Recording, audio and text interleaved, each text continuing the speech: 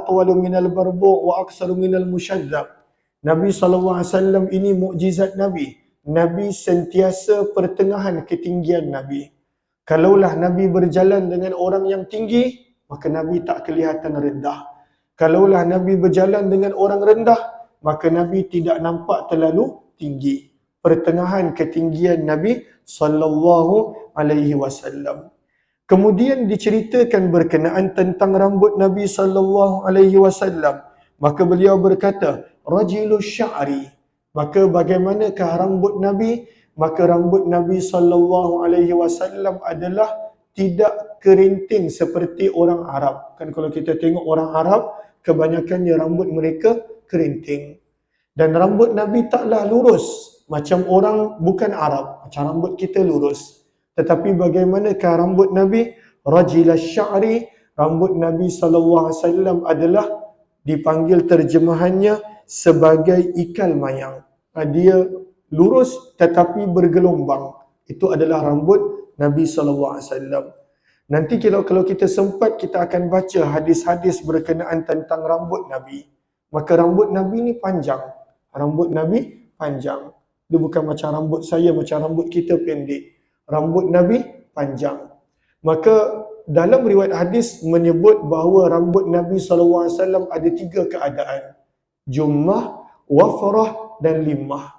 Maka rambut Nabi SAW kebiasaan dia melepasi cuping telinga. Dan kalaulah kebiasaan dia adalah menyentuh bahu rambut Nabi. Kalaulah Nabi SAW lambat potong, maka dia melepasi bahu. Dan kalaulah Nabi baru potong, maka dia akan melepasi cuping telinga. Maka rambut Nabi SAW panjang tetapi kemas, handsome, cantik. Walaupun Nabi SAW jarang sikat, tapi rambut Nabi panjang hingga menyentuh bahu. Cuma kita tak biasa, masyarakat kita, kalaulah ada orang simpan rambut panjang, maka dia ada persepsi tersendiri. Namun sebenarnya ianya adalah kebiasaan Nabi SAW. Dan Nabi hanya cukur ketika melakukan umrah ataupun haji. Waktu umrah dan haji yang Nabi SAW cukur. Tapi kemas. Dan tak adalah Nabi SAW sentiasa menyikat rambut.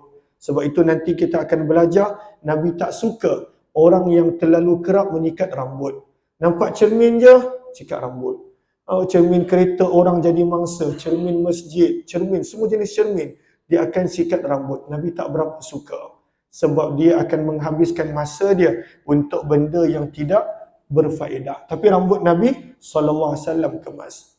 Bagaimanakah cara Nabi SAW menyikat rambut? Maka kata Hind bin Abi Halah, inin farakat aqiqatuhu farraqaha. Nabi SAW jarang menyikat rambut. Tapi apabila baginda menyikat rambut, maka baginda sikat bagaimana? Adakah sikat ke belakang semua? Ataupun belah tepi?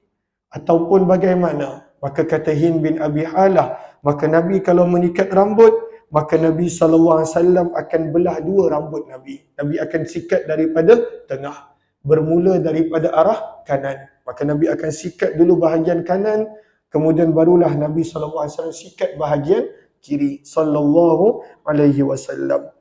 Kemudian kata Hind bin Abi Halah berkenaan tentang Nabi sallallahu alaihi wasallam, maka bagaimanakah warna kulit Nabi? Azharul laun. Nabi sallallahu alaihi wasallam berwarna kulit Nabi, tubuh badan Nabi berwarna putih kemerah-merahan. Dan kata para ulama hadis, itu adalah antara warna yang paling indah untuk manusia. Dia bukanlah putih pelepak, maka itu tak berapa cantik, indah sebenarnya. Ataupun dia taklah macam kita. Kita ni warna kulit apa? Sawo matang. Sawo matang. Dia bukanlah macam kita. Ataupun dia bukanlah macam kebiasaan kebanyakan orang Arab. Dia gelap. Tetapi warna kulit Nabi SAW adalah putih kemerah-merahan. Nanti kita akan baca. Kalau waktu Nabi marah, maka akan menjadi merah umpama delima wajah Nabi. Kalau Nabi marah. Sebab Nabi SAW kalau marah, Nabi SAW tak bercakap, Nabi diam. Tapi para sahabat boleh perasan daripada muka Nabi SAW. Kita kalau marah, habis semua bahasa kita keluar. Bahasa Portugis, Thailand, semua. Macam-macam yang kita kata. Tapi sebenarnya bila kita marah, benda yang paling afdal adalah kita diam. Kita diam. Benda yang paling bagus, sunnah bila kita marah adalah diam. Sebab bila kita bercakap je, maka dia umpama empangan yang pecah, kita akan bercakap tanpa bertapis. Dan kita hanya akan menunjukkan kejahilan kita. Bila kita bercakap dengan emosi, maka dia hanya menunjukkan kejahilan diri sendiri, kejahilan kita. Maka Nabi kebanyakan waktu bila marah, Nabi diam. Kecualilah jika berkenaan tentang agama, maka barulah Nabi SAW bersuara. Maka berkenaan tentang dahi Nabi, kata Hind bin Abi Halah radhiyallahu anhu, wasi'ul jabin, Nabi SAW mempunyai dahi yang luas. Berkenaan tentang kening Nabi, maka kata Hind bin Abi Halah, azajjul hawajib sawabigha fi ghairi qarnin. Nabi SAW mempunyai kening yang halus, taklah terlalu tebal. Kening Nabi halus dan tidak bercantum. Dia taklah bercantum. Macam saya bercantum, ada di antara tuan-tuan bercantum. Maka kening Nabi SAW tidak bercantum. Bahkan kata Hind bin Abi Halah, bainahuma irkun. Antara kedua kening Nabi SAW ada satu urat. Dan urat tersebut yudirruhul ghadab, akan muncul bila Nabi SAW marah. Maka para sahabat tahu Nabi marah bila mereka nampak urat tersebut timbul, bila wajah Nabi SAW menjadi merah. Maka ini adalah Nabi SAW. Hidung Nabi SAW mancung. Hidung Nabi SAW mancung. Janggut Nabi SAW kasul lihyah. Janggut Nabi SAW tebal. Janggut Nabi SAW tebal. Sahlul khaddain, Nabi SAW mempunyai pipi yang rata dan halus. Tak adalah macam pipi kebanyakan kita comel sebab berat badan naik. Maka pipi Nabi SAW adalah rata. Nabi SAW tidak ada bulu pada badan baginda. Daqiqul masrubah. Nabi tak ada bulu. Nabi SAW tak ada bulu. Kecuali ada dekat dada tak ada bulu, dekat perut tak ada bulu. Kecuali ada satu bulu yang halus daripada dada sampai ke pusat. Halus, nipis. Itu sahaja bulu yang ada pada badan baginda Nabi SAW, sehingga disebutkan ka'anna unuqahu jidudumyah, seolah-olah Nabi SAW punya tubuh badan adalah bersih umpama patung. Maksudnya pada waktu tu tak ada bulu pada tubuh badan Nabi SAW, kecuali daripada dada sampai pusat yang halus. Bukanlah kerana Nabi cukur, tak. Sebab Nabi SAW memang tidak mempunyai bulu pada tubuh badan baginda Nabi SAW. Allahumma salli ala Sayyidina Muhammad, sawa'ul batni was sadar. Ini susah. Kenapa susah? Dada dan perut Nabi adalah sama rata. Maksudnya perut Nabi tak boncit, tak timbul. Ini yang susah. Kita kuat makan malam kan. Pukul 2 makan. 2 malam kadang-kala masyarakat kita. Pukul 10 makan. 11 makan. Dan sebagainya. Kita susah. Tapi Nabi SAW adalah seorang yang mana lurus dada dan perut Nabi SAW. Saya pun susah. Turunnya sekilo, naiknya balik 3-4 kilo. Maka turun balik. Insaf sekejap, insaf. Maka Allahumma salli ala Sayyidina Muhammad. Banyak kelas dah join. Tak juga turun-turun berat badan. Join kelas tu lah, join kelas ni dan sebagainya. Ada satu kelas saya join bulan ni. Tak tahu, dia kata siapa join kelas ni dapat 6 pack. Kita pun join. Tapi tak ikut pun. Sebab terlalu sibuk mengajar. Tak ikut pun, tapi daftar. Nak menunjukkan niat tu ada. Untuk turun berat badan. Niat tu ada. Yang penting niat kan. Niat tu penting. Allahumma salli ala Muhammad wa ala alihi washabihi ajma'in. Maka kita punya pemakanan. Sebab makanan kat negara kita semua sedap-sedap.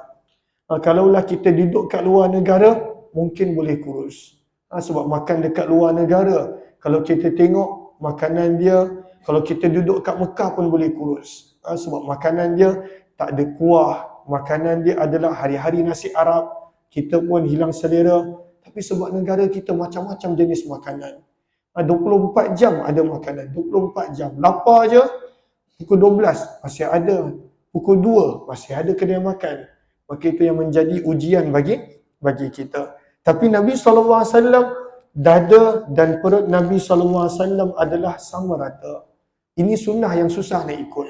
Sunnah lain kita boleh ikut, sunnah ni kita susah nak ikut.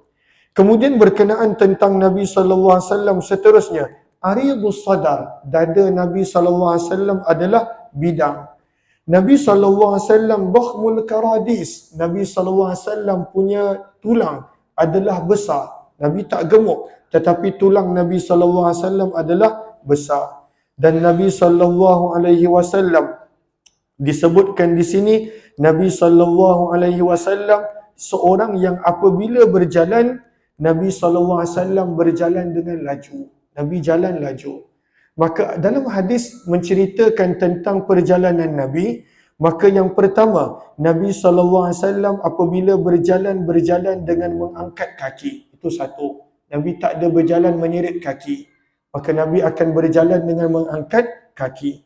Yang kedua, Nabi bila berjalan, yatakaffa'u, Nabi SAW akan berjalan condong ke depan. Tubuh Nabi, bahagian depan Nabi condong ke depan bila Nabi SAW berjalan. Dan Nabi SAW berjalan seolah-olah baginda turun daripada tempat yang tinggi. Macam mana kalau seseorang tu turun daripada tempat yang tinggi, tubuh badan dia condong ke depan dan berjalan dengan laju, maka itulah jalan Nabi SAW. Nabi SAW tak adalah jalan pada waktu tu orang lain dah 10 langkah, dia baru 1 langkah. Tak ada. Nabi SAW berjalan dengan laju. Condong ke depan, berjalan dengan laju, berjalan dengan mengangkat kaki. Bahkan dalam sebahagian riwayat yang lain dinukilkan bahawa kadangkala para sahabat perlu berlari-lari anak untuk menyaingi perjalanan Nabi SAW. Dalam keadaan Nabi tak berlari, Nabi SAW berjalan seperti biasa. Maka ini adalah Nabi SAW berjalan dengan laju. Kemudian antara akhlak Nabi SAW yang banyak daripada kita tak mampu nak mengamalkan adalah tahap perhatian yang Nabi berikan. Tahap Nabi punya perhatian. Maka Nabi SAW adalah seorang yang mana apabila baginda Nabi SAW, wa idzal tafata iltafata jami'a. Nabi kalau bercakap dengan orang, bila Nabi SAW berpaling, Nabi akan berpaling seluruh tubuh badan. Berpaling seluruh tubuh badan. Yang ni saya sendiri pun tak dapat nak amalkan. Dan saya pun tak jumpa banyak orang mampu melakukan dia. Kadang-kala kita bila bercakap dengan orang, ada orang dia hanya bagi hujung mata je. Dia tengok macam tu je. Cakap, cakap. Dia hanya bagi hujung mata je. Ada orang hujung mata pun dia tak bagi. Dia kata cakap, aku dengar dengan telinga. Dia tak pandang pun. Dia tak pandang. Selalunya kalau dia tak pandang, bererti dia tak minat pun. Maka kita tak payahlah bazir masa nak bercakap panjang lebar. Kita hanya kata, Salamun qawlam min Rabbir Rahim. Assalamualaikum, dan kita pergi. Sebab dia tak nak pun, tak ada perhatian. Ada orang bagus sikit, dia paling muka dia. Dia paling muka dan dia pandang bila bercakap. Ada orang, maka tak ramai orang. Tapi Nabi SAW, bila Nabi bercakap, iltafata jami'a, seluruh tubuh badan Nabi SAW akan berpaling. Seluruh tubuh badan Nabi. Dan ini kalaulah kita boleh praktikkan dalam rumah tangga, bila kita bercakap dengan anak-anak, dengan pasangan, dengan cucu, dan juga dengan kawan-kawan, belajar untuk amalkan cara Nabi SAW memberi perhatian. Nabi kalau bercakap dengan seseorang ataupun mendengar seseorang berkata, seluruh tubuh badan Nabi SAW bergerak.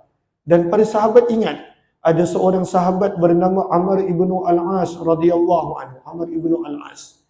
Dia perasan yang mana dia rasa Nabi paling sayang dia. Sebab dia kata Nabi SAW asyik tengok dia aja. Maka dia sampai tanya kepada Nabi, wahai Rasulullah, siapa orang yang paling kau sayang? So dia tengok, Nabi asyik tengok dia aja. Maka Nabi kata Abu Bakar. Nabi kata Aisyah. Kemudian ditanya lagi, selepas Aisyah, maka Nabi pun berkata Abu Bakar. Dan kemudian dia tak nak tanya, dia takut nama dia tak naik.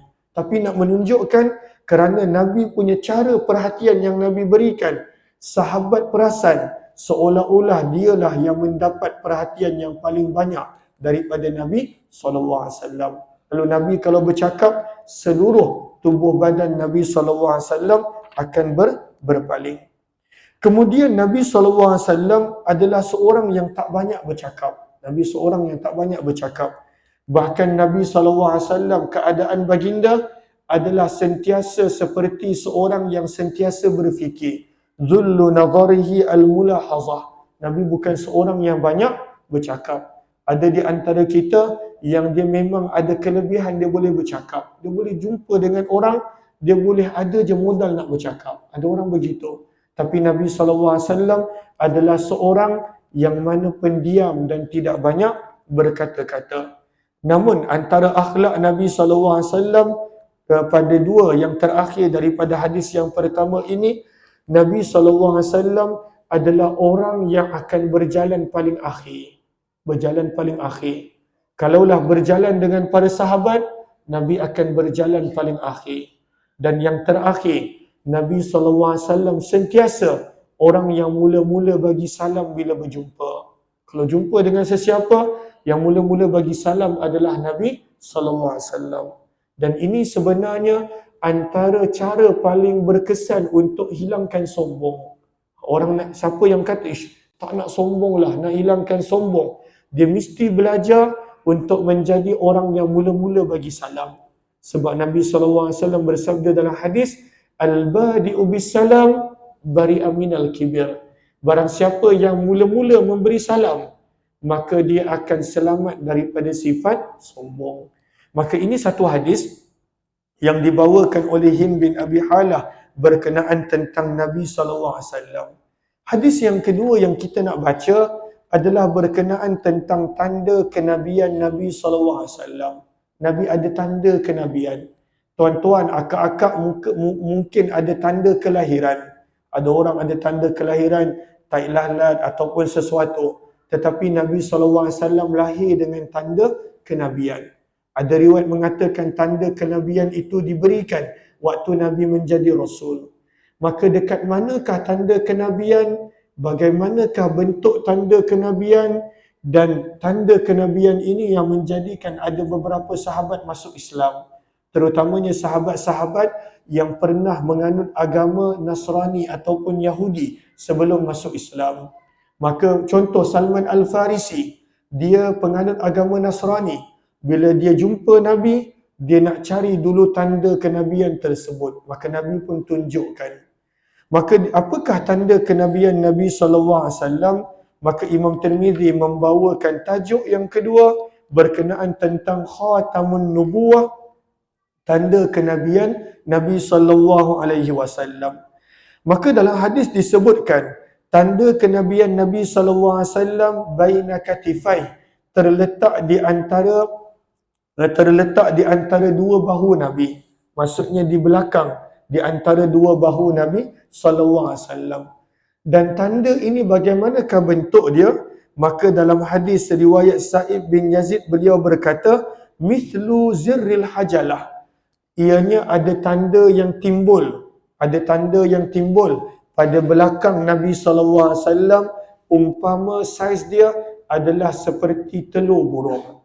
Maka dia ada umpama telur burung di antara bahu Nabi SAW. Dan itu merupakan tanda kenabian Nabi yang disebutkan dalam kitab-kitab yang terdahulu. Dia bukan Allahumma salli ala sayyidina Muhammad satu kecacatan, tidak, tetapi sebagai satu tanda kenabian yang Allah telah sebutkan dalam kitab-kitab yang terdahulu.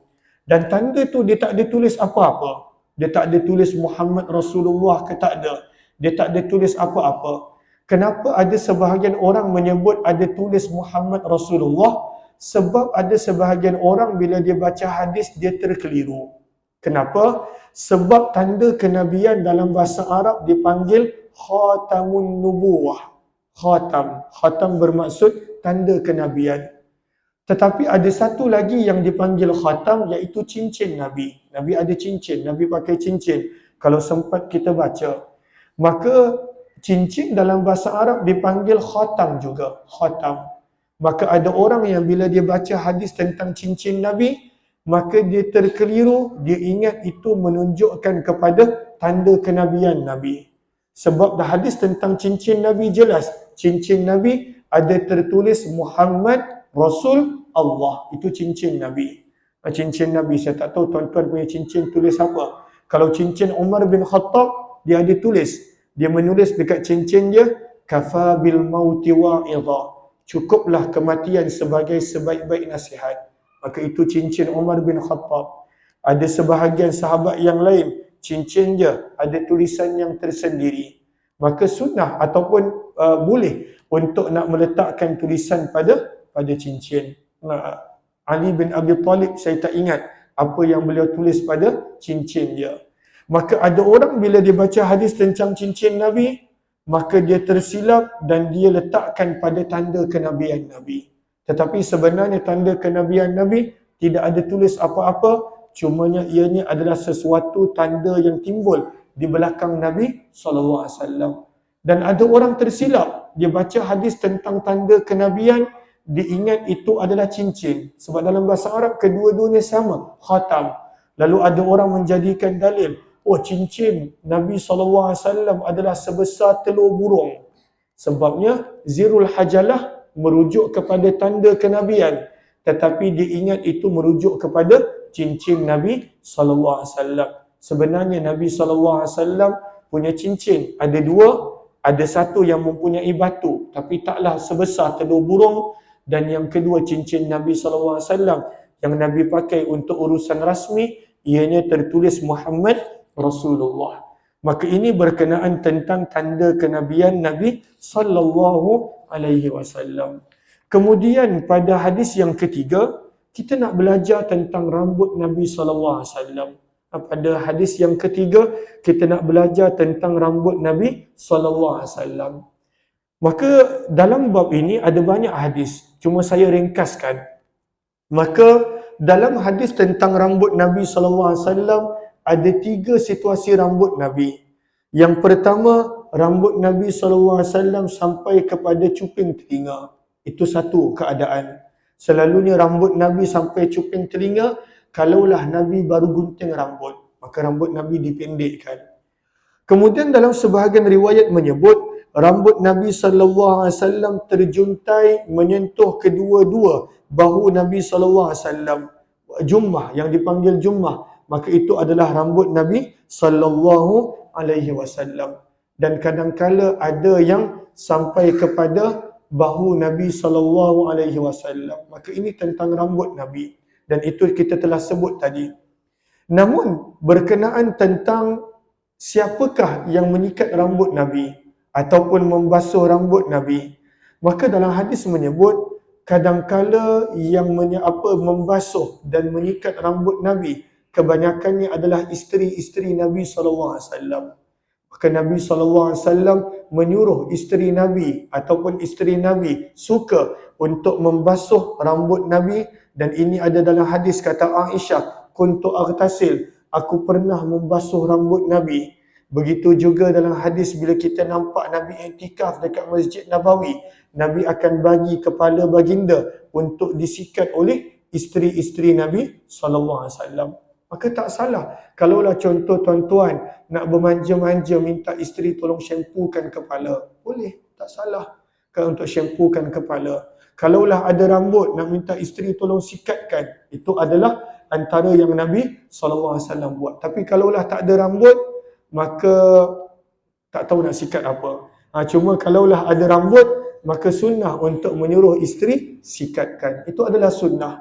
Maka isteri Nabi akan membasuh rambut Nabi dan menyikat rambut Nabi SAW. Ini adalah antara sunnah Nabi SAW. Dan rambut Nabi panjang. Kemudian berkenaan tentang rambut Nabi SAW, sebab rambut Nabi panjang, Lalu kalaulah Nabi perlu musafir, orang dulu kalau musafir lama. Kalau macam contoh, kalau kita baca dalam sirah, Nabi nak pergi Mekah daripada Madinah 5 ke 7 hari perjalanan dia. Kalaulah contoh kumpulan ramai macam Haji Wada, maka perjalanan Nabi ambil masa sampai 8 hari. Sebab ramai orang ikut, maka perlahan perjalanan Nabi. Kalaulah laju, maka boleh sampai dalam masa 5 hari. 5 hari. Padang pasir. Zaman dulu mana ada RNR, mana ada tempat rawat dan rehat. Kalaulah pergi Tabuk, kalau dalam peperangan Tabuk, Nabi perlu mengambil masa 15 ke 20 hari untuk satu perjalanan. Maka Nabi SAW kalau musafir, bagaimana Nabi buat kepada rambut Nabi? Maka dalam hadis riwayat daripada Ummu Hani, beliau berkata, aku nampak bila Nabi SAW masuk ke kota Mekah, pada pembukaan kota Mekah, Nabi punya rambut walahu arba'u ghadair, Nabi menjadikan rambut Nabi yang panjang tadi menjadi 4 tocang ataupun 4 jalinan. Nabi cantumkan, Nabi jalinkan, Nabi apa bahasa dia? Tocang ataupun ada perkataan lain. Jalinkan ataupun Nabi ikat rambut Nabi antara satu sama lain menjadi 4 jalinan, menjadi 4 tocang, menjadi 4 bahagian. Supaya dan kemudian Nabi SAW akan meletakkan sesuatu. Kalau zaman kita bahasa mudah, umpama gel. Kalaulah dulu mereka letak sesuatu yang menjadikan habuk tak masuk. Sebab kalaulah habuk masuk, sukar untuk dibersihkan. Maka Nabi SAW kalau rambut Nabi panjang dan bermusafir, Nabi menjadikan rambut Nabi menjadi 4 jalinan, 4 tocang. Tapi sebab masyarakat kita tak biasa, kadang-kadang kita timbul persepsi, dia buat tocang pula, lelaki. Contoh. Tapi sebenarnya, kalau waktu musafir, maka Nabi SAW melakukan begitu. Dan kita pun nampak, zaman kita tak ramai orang yang mempunyai rambut yang panjang. Walaupun sebenarnya adalah boleh dan sunnah untuk mempunyai rambut yang panjang, asalkan dia menjaga dengan elok, menjaga dengan baik. Maka ini berkenaan tentang rambut Nabi SAW. Kemudian berkenaan tentang Nabi SAW. Nabi SAW tidak suka untuk selalu menyikat rambut. Nabi tak suka untuk selalu menyikat rambut. Sebab itu dalam hadis Abdullah bin Mughaffal berkata, Naha Rasulullah anit tarajjuli illa ghibba. Nabi melarang untuk terlalu kerap sikat rambut. Jumpa cermin dia, sikat rambut. Jumpa cermin je, berhenti. Tapi lelaki jarang. Sebahagian muslimat, bukan kat sini, dekat luar negara, dia kalau jumpa cermin je, dia betulkan tudung. Jumpa cermin je, dia betulkan sesuatu. Ada orang dia tak boleh nampak pantulan cermin. Jumpa cermin dia mesti kena berhenti. Tak ada cermin, maka dia akan gunakan handphone. Tengok. Padahal baru tadi cek. Tak berubah pun muka. Maka dia akan tengok dekat handphone. Tetapi Nabi SAW tidak suka orang yang terlalu kerap menyikat rambut. Dan kalaulah menyikat rambut, sunnah menyikat rambut daripada belah kanan terlebih dahulu. Maka ini adalah perbahasan yang ketiga tentang Nabi SAW. Yang keempat tentang uban Nabi. Ini secara ringkas, kita ringkaskan hadis supaya kita boleh baca beberapa banyak. Maka sebagai mukjizat untuk Nabi, Nabi SAW tidak mempunyai uban yang banyak. Uban Nabi tak banyak. Walaupun usia Nabi 63 tahun ketika mana Nabi SAW wafat, tapi Nabi SAW tak mempunyai uban yang banyak. Berapakah jumlah uban Nabi? Para ulama daripada riwayat para sahabat sepakat menyebut aqal min ishrin, kurang daripada 20 helai. Itu termasuk semua. Dekat kepala, dekat janggut, uban Nabi kurang daripada 20 helai. Kurang daripada 20 helai uban Nabi. Maka semua hadis-hadis yang berkenaan tentang memakai inai. Kan kita selalu dengar apa digalakkan untuk memakai inai. Sebab itu pernah ada orang bertanya kepada Anas bin Malik radhiyallahu anhu, hal khadaba Rasulullah, adakah Nabi pernah pakai inai? Sebab Nabi SAW Kalau berjumpa dengan orang yang banyak rambut putih, macam ayah kepada Abu Bakar, Abu Quhafah, Nabi suruh letakkan inai. Maka sunnah untuk memakai inai, kalaulah kita dah mempunyai uban dan rambut putih. Sunnah, digalakkan. Sebab itu yang Nabi SAW suruh. Dan ini pun tak biasa di kalangan masyarakat kita. Yang lebih banyak mengamalkan adalah orang-orang yang daripada India, Pakistan. Mereka suka menginaikan rambut yang putih, menginaikan rambut. Maka pernah ditanya kepada Anas bin Malik, adakah Nabi pernah menginaikan rambut? Maka Anas bin Malik kata Nabi tak menginaikan rambut dengan kerap sebab Nabi tak ada rambut putih. Lalu yang banyak menginaikan rambut adalah Abu Bakar As-Siddiq radhiyallahu anhu kerana beliau mempunyai banyak rambut putih. Maka Nabi SAW hanya mempunyai bawah daripada 20 helai rambut putih baginda Nabi SAW. Maka ini adalah berkenaan tentang apa rambut putih dan juga berkenaan tentang inai. Perbahasan yang kelima adalah berkenaan tentang celak. Ini pun kita jarang amalkan. Maka pada malam ni kalaulah kita boleh amalkan sunnah Nabi. Maka Nabi SAW setiap malam sebelum tidur Nabi bercelak. Setiap malam. Sebab itu dalam hadis yang sahih, Nabi SAW bersabda, sabda Nabi SAW, iktahilu bil ithmid. Antara celak yang Nabi suka pakai adalah celak daripada batu ismit. Ismit. Ismit ni bukanlah ismit gulam apa? Gulam raja, bukan. Ismit ni batu. Dia batu. Batu yang mana orang Arab dan dia suka nak dapat. Kenapa suka nak dapat? Sebab dia tak ada market dekat negara kita. Tapi kalau kat negara Arab, maka memang banyak. Kita bagi laluan untuk azan dulu dan kita sambung lagi sedikit selepas daripada azan insya-Allah. Lalu jangan lupa untuk menjawab azan dan doa selepas azan insya-Allah.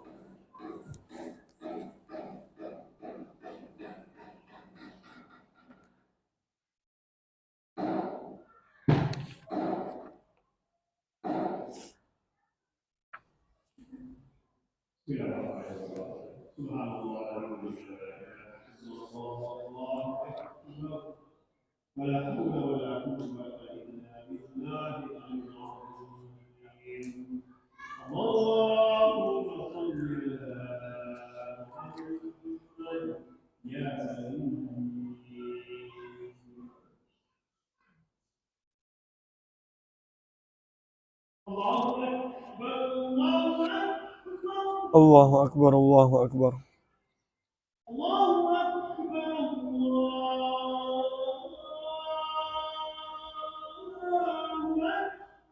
Allahu akbar, Allahu akbar.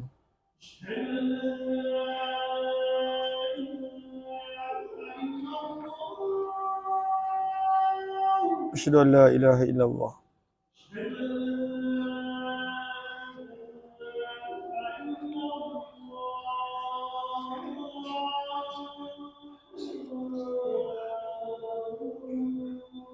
Asyhadu an la ilaha illallah.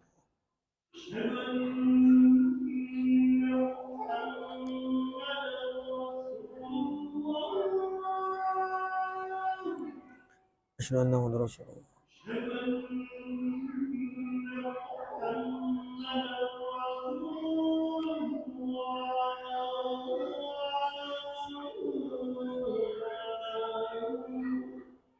Muhammadar Rasulullah.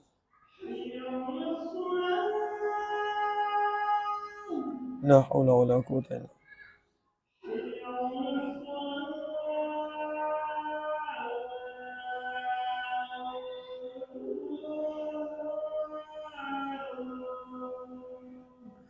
La haula wala quwwata illa billah.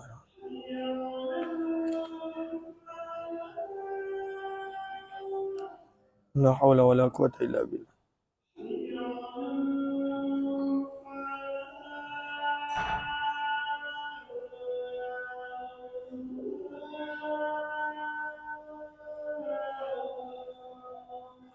La haula wala quwwata illa billah.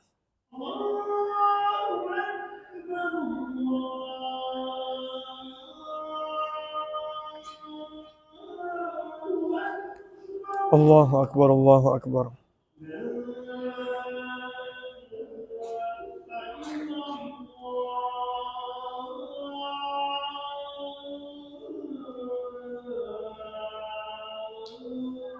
لا إله إلا الله محمد رسول الله صلى الله عليه وسلم. أمر بعد الدعوة التامة والصلاة القائمة وبعثه مقاما محمود الذي وعدته يا أرحم الراحمين. اللهم صل على محمد. رضينا بالله ربا والإسلام صلى الله عليه وسلم نبيا ورسولا. Okey, tadi kita berhenti berkenaan tentang celak Nabi. Maka sebenarnya Nabi SAW yaktahilu minha kulla laylah. Nabi akan bercelak setiap malam. Dan waktu bilakah Nabi SAW bercelak? Sebelum daripada tidur. Bagaimanakah Nabi SAW bercelak? Kata sahabat Nabi SAW Abdullah bin Abbas, thalathatan fi kulli ain, thalathatan fi hadhi wa thalathatan fi hadhi. Nabi akan celak 3 kali pada mata kanan dan kemudiannya 3 kali pada mata kiri. Namun sunnah, dan ini pun kita tak terbiasa di kalangan masyarakat kita, iaitu memakai celak untuk lelaki sebelum daripada tidur setiap malam. Adapun pada waktu siang, maka tidaklah digalakkan lelaki memakai celak. Tetapi pada waktu malam sebelum daripada tidur, maka apakah kelebihan memakai celak lagi-lagi dengan batu ismit? Maka sabda Nabi SAW, فَإِنَّهُ يَجْلُ الْبَصَرِ, ianya akan menjadi penyebab kepada cerahnya mata. وَيُنْبِتُ الشَّعْرِ, dan menjadikan lebat dan cantiknya bulu mata. Maka ini adalah celak antara sunnah Nabi SAW yang Nabi SAW lakukan setiap malam. Dan hadis yang terakhir adalah berkenaan tentang pakaian Nabi SAW. Maka dalam riwayat hadis ada pelbagai jenis Nabi, pakaian yang Nabi pernah pakai. Jubah kadangkala, kemudian ada pakaian Nabi yang Nabi pernah pakai warna merah, ada pernah warna putih, ada pakaian yang Nabi galakkan para sahabat untuk pakai berwarna putih, ada pakaian yang Nabi pernah pakai mempunyai jaluran hijau dan seumpamanya. Namun dalam kebanyakan hadis dinukilkan antara pakaian yang Nabi suka untuk pakai adalah al-qamis. Apakah al-qamis? Al-qamis adalah kemeja, iaitu pakaian yang separuh badan, yang kita mungkin terjemahkan sebagai baju Melayu. Kalaulah sebahagian orang diterjemahkan sebagai kurtah, iaitu pakaian yang tidaklah sepenuhnya sampai ke bawah, maka itu adalah antara pakaian yang Nabi SAW suka pakai. Al-qamis, iaitu seperti kemeja. Sebab ianya adalah mudah, ianya adalah simple, dan ianya memudahkan pergerakan Nabi SAW. Walaupun dalam riwayat hadis menukilkan Nabi ada memakai jubah, Nabi SAW ada memakai pakaian-pakaian yang lain. Bahkan Nabi pernah pakai harga jubah yang sangat mahal apabila ada orang hadiahkan kepada Nabi SAW. Namun kebanyakan riwayat menyebut kana ahabba thiyabi ila Rasulillah, antara pakaian yang Nabi paling suka adalah al-qamis, adalah kemeja ataupun baju yang sehingga kepada separuh badan. Maka inilah beberapa perkara tentang Nabi SAW. Mudah-mudahan kita dapat lebih mengenali baginda Nabi SAW daripada perjalanan hidup baginda yang kita kenali sebagai sirah, daripada syama'il baginda tentang kehidupan seharian baginda, dan juga daripada akhlak baginda Rasulullah SAW. Apa yang baik semestinya daripada Allah, yang tidak daripada kelemahan diri serta kekurangan ilmu daripada pihak saya. Saya minta ampun dan maaf jika ada terkasar bahasa, tersilap bicara, kerana hanya Allah yang maha sempurna. Mudah-mudahan adanya manfaat. Apa yang baik diambil, apa yang tak baik ditinggalkan. Wabillahi taufiq wal hidayah.